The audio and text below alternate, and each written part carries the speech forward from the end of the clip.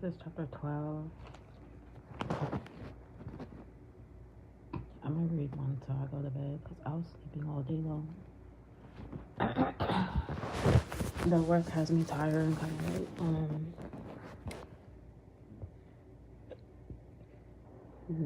of like depression being around that situation at that workplace. So I just want to like try to find a new job or something. And that's what I'm working on. I am working on that. I just don't like being around working with this sort of individual. I don't like being around her.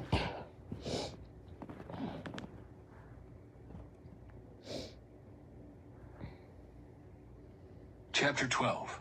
The Call of Abram. The Lord had said to Abram, "Leave your native country, your relatives and your father's family, and go to the land that I will show you. I will make you into a great nation. I will bless you and make you famous, and you will be a blessing to others. I will bless those who bless you and curse those who treat you with contempt. All the families on earth will be blessed through you."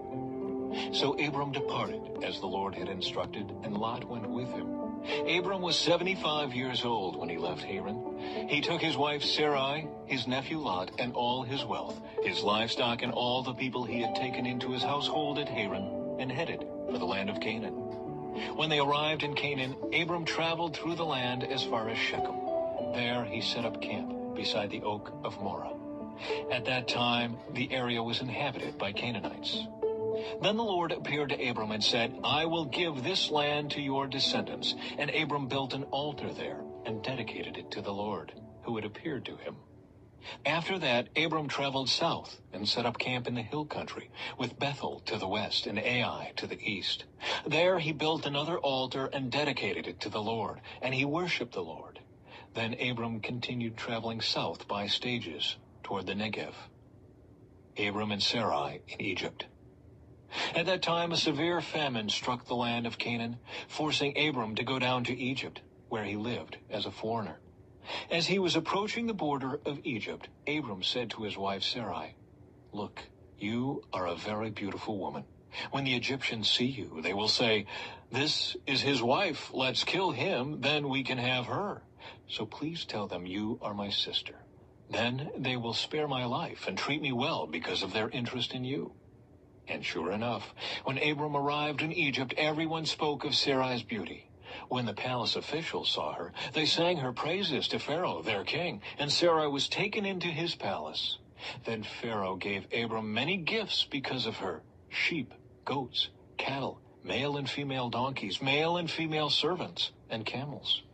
But the Lord sent terrible plagues upon Pharaoh and his household because of Sarai, Abram's wife. So Pharaoh summoned Abram and accused him sharply. "What have you done to me?" he demanded. "Why didn't you tell me she was your wife? Why did you say she is my sister and allow me to take her as my wife? Now then, here is your wife. Take her and get out of here." Pharaoh ordered some of his men to escort them, and he sent Abram out of the country along with his wife and all his possessions.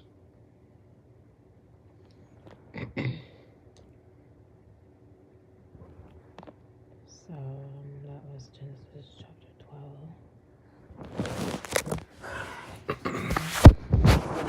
God is to Abram. As Abraham trusted God and had faith and followed God, regardless of what he didn't know where he was taking him, he still followed him in the odd place where God took him. And he did not trust God when he let Pharaoh lie to him. That's what I'm thinking of my understanding of the situation. That was to trust God and everything.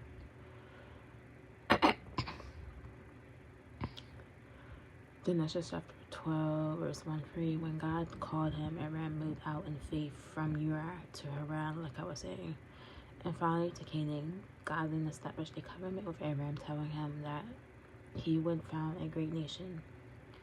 Not only would his nation be blessed, God said, but the other nations of the earth would be blessed through Abraham's descendants, which is us as Christians when we put our faith in Jesus. We are blessed We are the people that he's talking about. The other nations of the earth would be blessed through Abraham's descendants of his faith. The people of Israel, the nation that would come from Abraham, were to follow God and influence those with whom they came in contact. But the greatest blessing of all is that through Abraham's family tree, Jesus Christ was born to save humanity. Through Jesus Christ, people can have a personal relationship with God and be blessed beyond measure.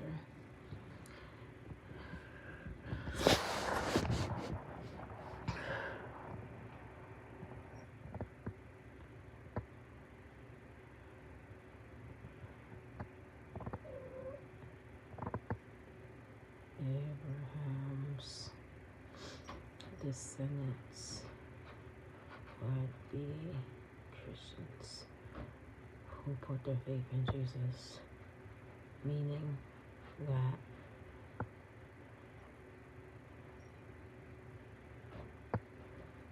my understanding right?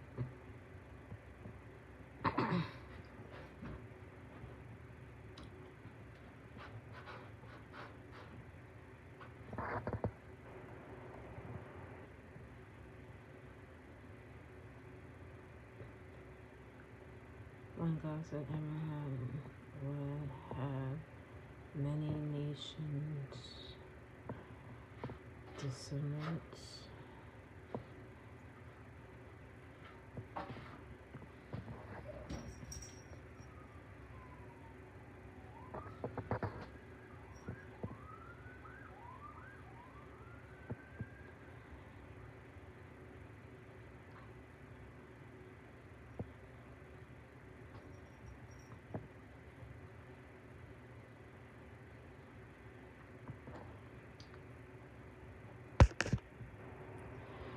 yes, it says from the Christian theological perspective, the promise God made to Abraham that he would become the father of many nations is seen as being fulfilled in part through the Christian faith. Gentile inclusion into within the Abrahamic covenant was focused on the Jewish Hebrew people. However, through the teachings of Jesus and the spread of Christianity, the promise of blessing was extended to Gentile, non-Jewish believers as well. Global Christian movement. As Christianity has grown into a global faith, the many nations descended from Abraham can be seen as the diverse Christian communities worldwide who share in the faith of Abraham through their belief in Jesus Christ. So, in this way, Christians see themselves as inherent their Abrahamic promises and blessings by virtue of their faith in Christ, even if they are not direct ethnic descendants of Abraham. This theological connection is a core part of Christian identity and understanding of the relationship to the Old Testament. Your inside Christian being, including in the many nations descended from Abraham through faith in Jesus, is an institute observation of the important biblical and theological concept. Genesis chapter 12, verse 2, God promised to bless Abraham and make him famous, but God had one condition. Abraham had to do what God wanted him to do, not what he wanted to do, what God wanted him to do. This meant leaving his home, his friends, and traveling to a new land where God promised to build a great nation from Abraham's family. Abraham obeyed, walking away from his home for God's promise of even greater blessings in the future. It reminds me of my example. Like, I left this freaking place from this old environment where I was having all these issues, racism, and etc., and come to a new place and got like a cat. I got a freaking new apartment. I got a job, but the people or surroundings are not very, very good. Maybe it's like supposed to teach me how to have patience with these type of people and show them the love of Christ, patience, but it's difficult. Like working with this person, I just want to find a new job because I don't like being around it.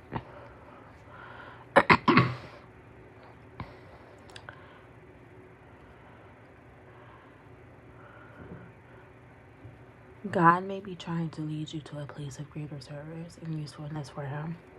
Don't let the comfort and security of your present position make you miss out on greater opportunities God has for you. In Genesis chapter 12, verse 5, God planned to develop a nation of people He would call His own. He called Abraham from the pagan self-centered city of Ur to a fertile region called Canaan, where a God-centered moral nation could be established. The small, intimate land of Canaan was a focus point for most of the history of Israel, as well as for the rise of Christianity. The small land given to one man, Abraham, has had a tremendous impact on the world history. In Genesis chapter 12, verse 7, altars were used in many religions, but for God's people, altars were more than places for sacrifice. For them, altars symbolized communing with God and commemorated notable encounters with Him. Built of rough stones and earth, altars often remain in place for years as continued stones and earth. Altars often remain in place for years as continued reminders of God's protection and promises. Abraham regularly built altars to God for two reasons. Number one, for prayer and worship. Number two, as reminders of God's promise to bless him.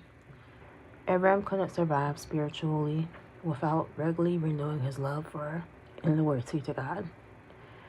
Building altars helped Abraham remember that God was at the center of his life. Regular worship helps us remember what God desires and motivates us to obey Him.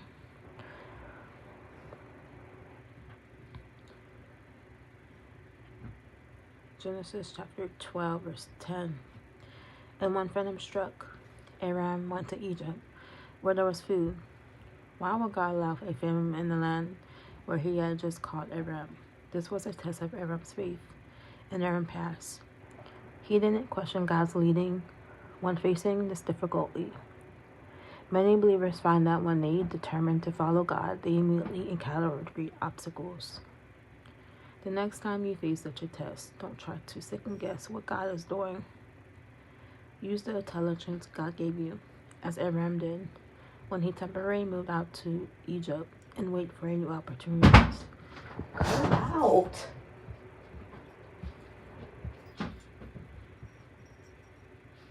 Freaking making all these freaking noise at nighttime.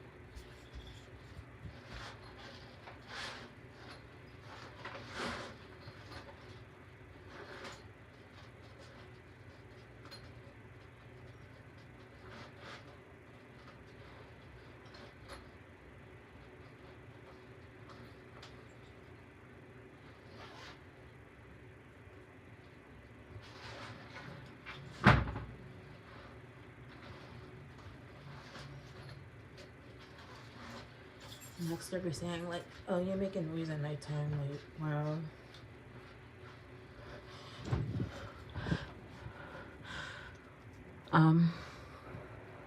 They're already like complaining, making petty comments of my floor being a little cat litter on the floor. It really wasn't that much, and I just cleaned it the other day.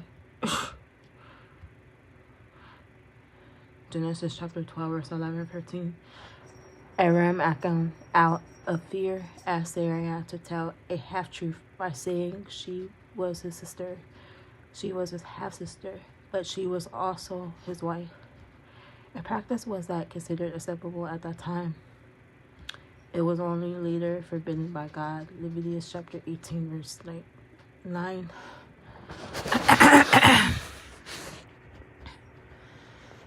Abraham's intent was to deceive the Egyptians.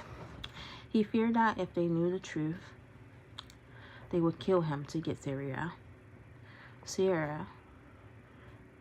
She would have been a desirable addition to Pharaoh's hearing because of her wealth, beauty, and potential for political alliance.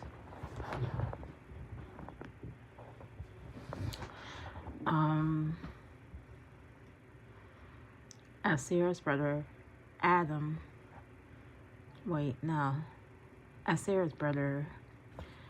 Abraham would have been given a place of honor. As her husband, however, his life would be in danger because Sarah could not enter Pharaoh's harem unless Abraham was dead. So Abraham lost his protection even after all God had promised him and told a half-truth. This shows how lying compounds the effects of sin. When Abraham lied, his promises multiplied.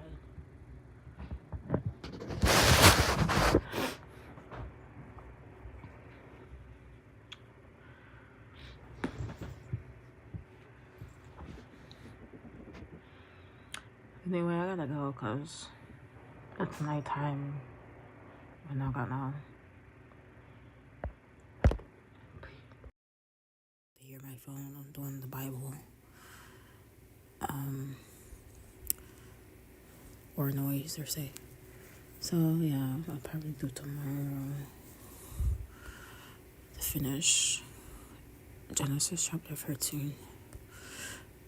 Whoever wants to listen to them, it'll probably helpful with somebody. Christians that are Christians. If you're not a Christian, you don't have to listen to it. You don't even have to follow me, which I don't know why. Because this is what we do on my channel, is read the Bible. Even though I haven't been doing it every single day, this is what it's about. Reading in the Bible and talking about God and all this type of stuff. But I do other things. This video is randomly just for fun.